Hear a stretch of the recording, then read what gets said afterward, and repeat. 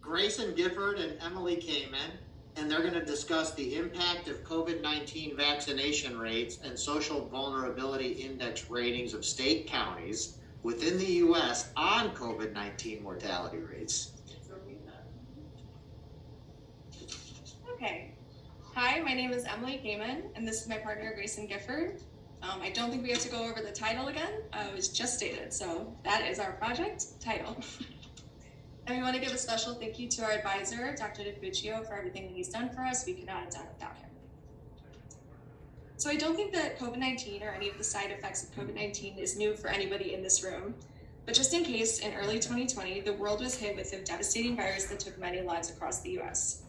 In the United States, the death toll is constantly rising, reaching about 800,000 deaths at the time of our study and about 50 million cases in America alone.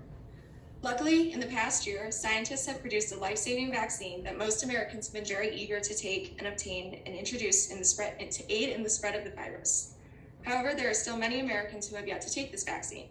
The implications of people not taking the vaccine have resulted in many healthcare workers being overworked, more money being spent on COVID-19 financial aid for hospitals as well as individuals, and aside from the clear healthcare devastation and personal loss, the financial devastation of the pandemic has been immense.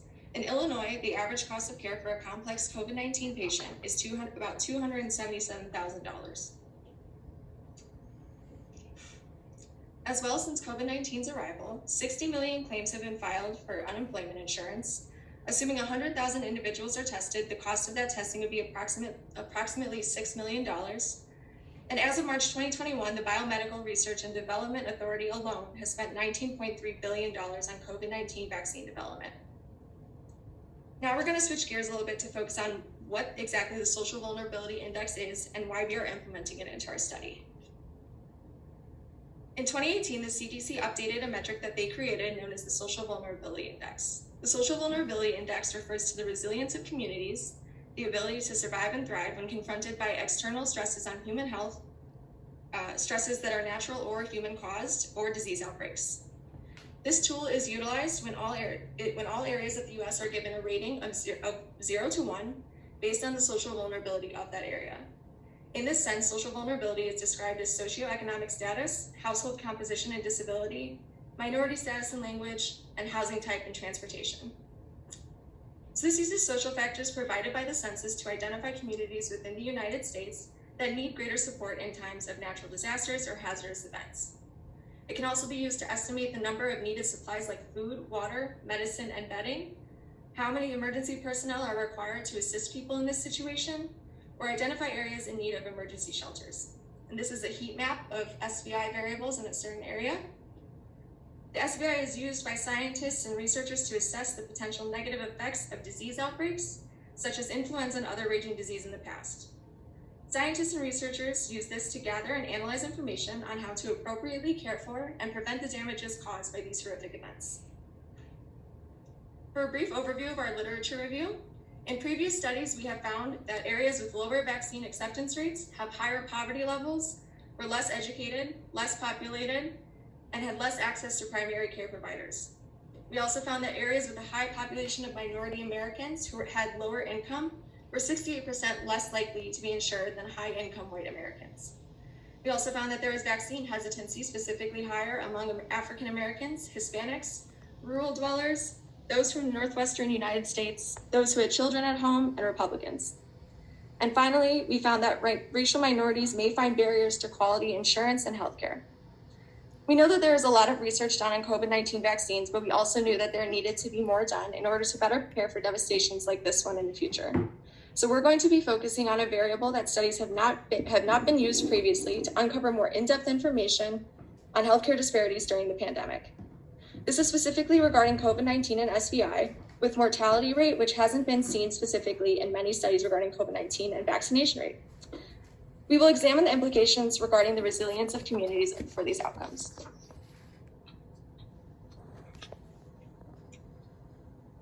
Okay, so the problem we are addressing is that at the time of this study, 30% of the US population is still not vaccinated against COVID-19, which was leading to avoidable COVID-19 mortalities. We wanted to look into how socioeconomic and environmental factors can influence the choice to get vaccinated and ultimately lead to increased COVID-19 mortalities. Our hypothesis was that the association between county-level COVID-19 vaccination rates and COVID-19 mortality rates depends on SVI. So here's our conceptual model. We have vaccination rate as the independent variable and mortalities as our dependent, with SVI as our moderating variable. We will be controlling for gender, education level, race, location, COVID-19 vaccination status, and insurance status. In regards to the COVID-19 vaccination status, we're controlling for ensuring that they have both vaccines if it was Pfizer or Moderna.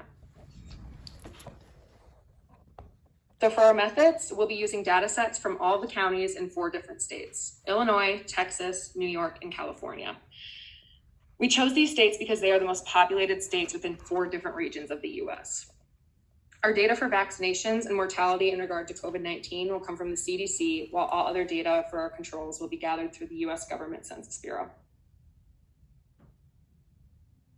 We utilize Spearman's Rho with post hoc for a bivariate analysis to test between mortality rate and our moderating variable of SVI, our independent variable of vaccination rate, and our control variables.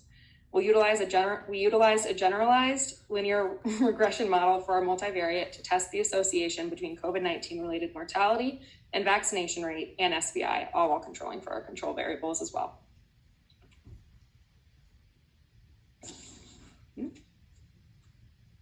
So some characteristics of our study sample. For our population, our study size, it was 391 counties. 12.8% had a bachelor's degree or higher, 5.7% were African American, 14.6% were uninsured, and on average, 49.5% of the county populations were female, and 12.7% were 65 years of age or older. So as stated earlier, we used Spearman's Rho correlations for our bivariate analysis to test for mortality rate and SVI, variation rate, and our controls. We were able to find numerous significant associations between our control variables as indicated by the asterisks, but most importantly, we found significant correlation between SVI score and vaccination completion.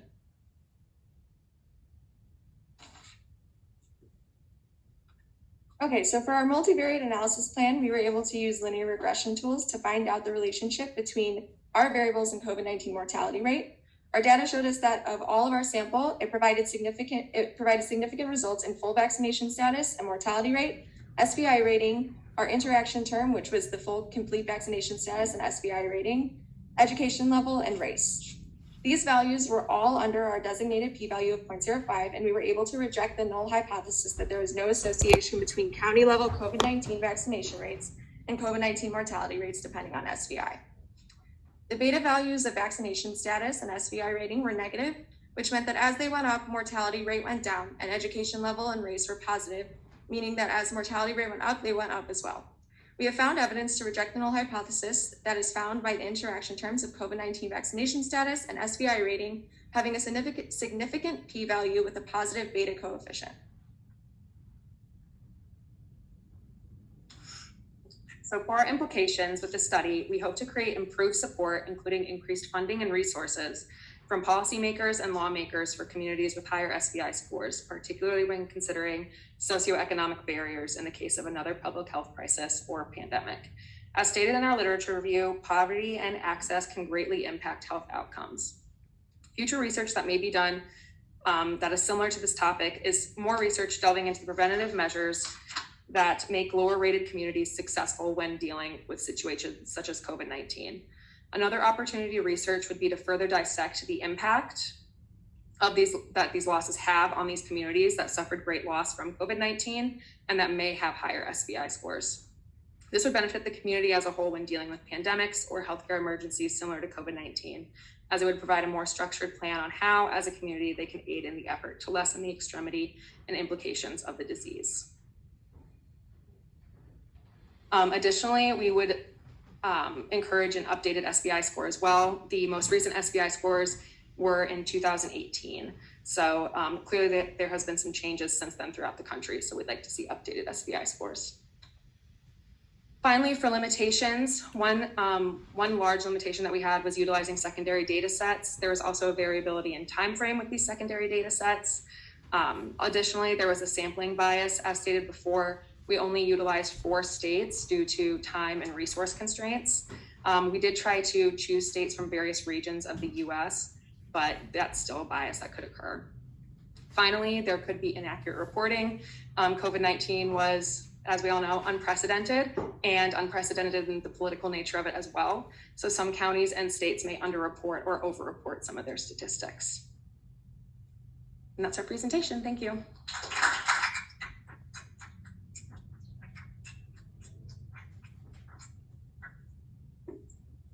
Maddie?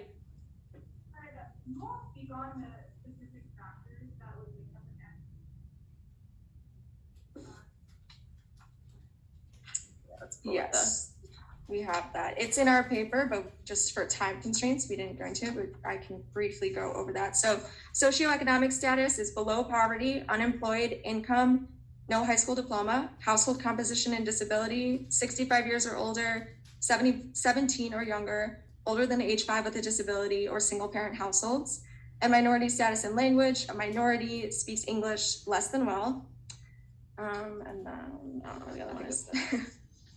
Housing type and transportation, living in a multi-unit structure, a mobile home, crowding, no vehicle, or living in group quarters. Yeah, Amy? Maybe not necessarily a specific question, but did you guys look into how like social media and disinformation all impact this? I don't know if that's a big part of that, but. So Amy asked if we looked into how social media impacts any of it, and we did not. To answer your question very simply. I think it'd be very interesting to look into that though, because it definitely probably has a lot of implications on what these results are. Mm-hmm. Like we said, even though how people report them from the state, we've heard a lot of kind of issues going on with that, so could be interesting to look at. I have a question. So in your project, you looked at the moderate effect of SPI, right? Mm-hmm.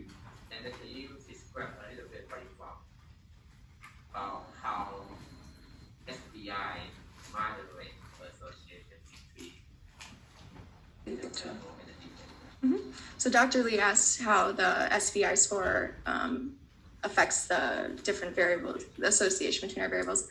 We did find that it had a significant association and effect on our variables. So we found a negative association. So I think we mentioned it, but we also looked at the interaction terms so that we can kind of combine the two of the vaccination status and the SVI rating. And that was not only a significant factor, but it was also positive. So we found that as the SVI score was increasing, the mortality rate was decreasing.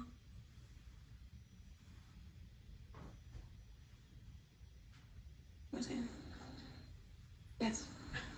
Great presentation.